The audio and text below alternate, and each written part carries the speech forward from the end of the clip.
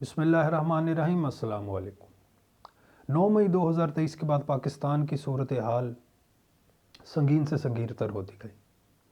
جب ہم انسانی تاریخ کو دیکھتے ہیں اور اس کا مطالعہ کرتے ہیں یا ہم تاریخ کو پرکھتے ہیں تو ہمیں یہ بات سمجھ میں آتی ہے کہ کسی بھی شخص کو خواہ وہ بد ہے یا نیک ہے، سوسائٹی کے اندر سے مائنس کرنے کا طریقہ جو ہے وہ ایک مناسب ہونا چاہیے کہ جو عام عوام کو سمجھ میں بھی آئے۔ مملکت خدا داد پاکستان کے اندر ہمیشہ عوام کے ذہنوں میں اور ان کے لاشعور میں یہ بات رہی ہے کہ اسٹیبلشمنٹ اور ان کے کرتا دھرتا عوام کے دشمن رہے ہیں۔ عوام کا استحصال ہر صوبے سے ہمیشہ کی طرح اس کے خلاف آواز اٹھتی رہی ہے۔ سابق بانی P T I Imran Khan کو مائنس کیا گیا، جس میں عوام کے ذہن میں یہ بات ابل پڑی کہ یہ اس کے ساتھ زیادتی کی گئی ہے۔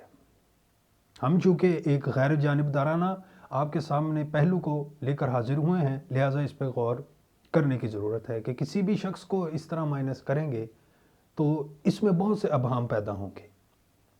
جیسا کہ آپ کے سامنے ہے صورتحال کہ عوام اور زیادہ اس کی طرف راغب ہو گئی کہ جس نے پاکستان کی بنیادوں کو ہلا کر رکھ دیا۔ وہ شخص چاہتا تو اس کو بہت اچھے طریقے سے ڈیل کر سکتا تھا۔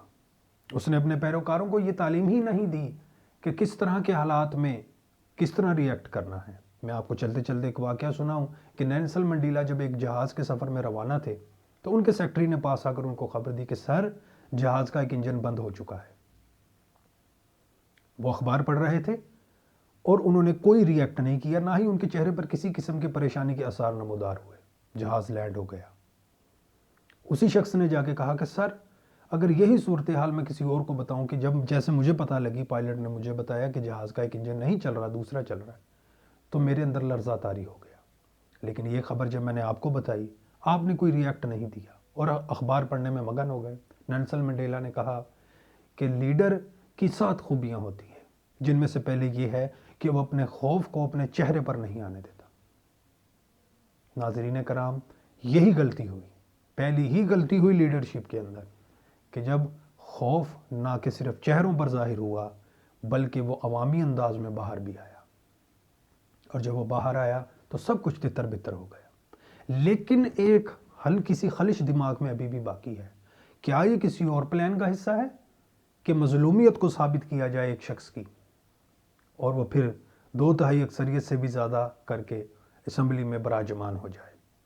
اس پر سوچنے کی ضرورت ہے اور اس پر دیکھنے کی بھی ضرورت ہے کہ کیا طریقہ کار کسی کو سوسائٹی میں سے مائنس کرنے کا غلط اختیار کیا گیا، کیونکہ جنہوں نے اس پودے کو لگایا اور اس کی آبیاری کی، وہ اسے اکھاڑ کے پھینکنے کا جو ان کا طریقہ ہے جڑ سے نہیں اکھاڑ سکے، نہ اس کا یہ طریقہ اور نہ اس کا یہ انداز۔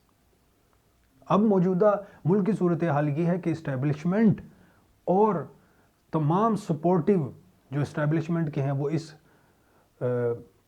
کوشش میں لگے ہوئے ہیں کہ کسی بھی طرح ملک کو اس کی صحیح ڈگر پر جاری کیا جائے۔ لیکن سر، گستاخی معاف، پہلے جو ڈسٹ بن ہے اس کو صحیح طرح ڈھکا نہیں گیا، جس کا تعاون پوری سوسائٹی میں پھیلا ہوا ہے۔ لوگوں کے اندر یہ ابھی بھی دلوں میں خیال ہے کہ اس کے ساتھ زیادتی ہوئی ہے۔ دیکھنا یہ ہے کہ اسٹیبلشمنٹ اس ابہام کو اور اس خلش کو کیسے دور کرے گی۔ کیا موجودہ مہنگائی کے نظام کو بہتر کر کے عوام کو ریلیف دے کر یہ شک دور کیا جا سکتا ہے؟ میرا خیال ہے کہ نہیں۔ کیا پرانے ہی گھوڑوں کو دوبارہ میدان میں لا کر اس خلش کو پر کیا جا سکتا ہے؟ میرا خیال ہے کہ نہیں۔ تو اس پر غور کرنے کی اشد ضرورت ہے۔ شاید کہ اتر جائے تیرے دل میں میری بات۔ ہم ایز اے آبزرور سوسائٹی کو دیکھ بھی رہے ہیں اور سن بھی رہے ہیں کہ مختلف جو صحافی ہیں وہ اسی بات پر مصر ہیں کہ کسی طرح جو ہے بڑھوتری کی جائے پاکستان کی، اور کوئی کسی کیمپ میں ہے اور کوئی کسی کیمپ میں ہے۔ لہٰذا اس بات کو بہت سنجیدگی سے لینے کی ضرورت ہے کہ ابھی 5 سال کا پلان ہے، 10 سال کا پلان ہے، 15 سال کا پلان ہے، اس کے بعد کیا ہوگا؟ آخر کار وہی ہوگا جو منظور خدا ہوگا کہ عوام کے دلوں میں جس کی مظلومیت ثابت ہو جائے، اس نے چاہے ملک کی بنیادیں ہلائی ہوں یا اپنے گھر کی دیواریں، وہ سامنے آ کر ہی رہتا ہے اور اس سے سوسائٹی جو ہے وہ قبول بھی کرتی ہے۔